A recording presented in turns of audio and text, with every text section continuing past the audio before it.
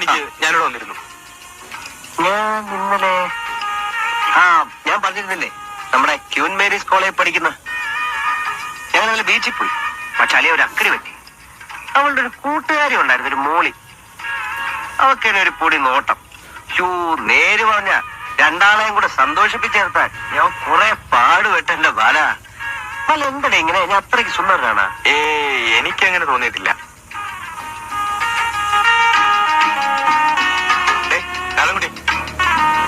ഒരു ചെരുപ്പ് ബസ്സിൽ കയറുമ്പോ റോഡിൽ പോയി, പിന്നെ മറ്റതും കളഞ്ഞു.